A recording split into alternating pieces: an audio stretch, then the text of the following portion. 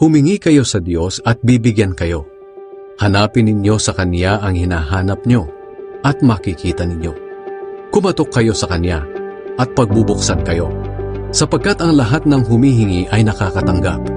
Ang naghahanap ay nakakakita. At ang kumakatok ay pinagbubuksan.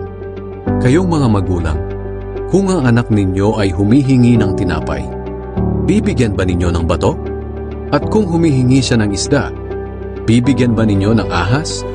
Kung kayong masasama ay marunong magbigay ng mabubuting bagay sa inyong mga anak, gaano pa kaya ang inyong amang nasa langit? Ibibigay niya ang mabubuting bagay sa mga humihingi sa Kanya. Gawin ninyo sa inyong kapwa ang gusto ninyong gawin nila sa inyo. Ganyan ang tamang pagsunod sa kautusan ni Moises at sa mga isinulat ng mga propeta.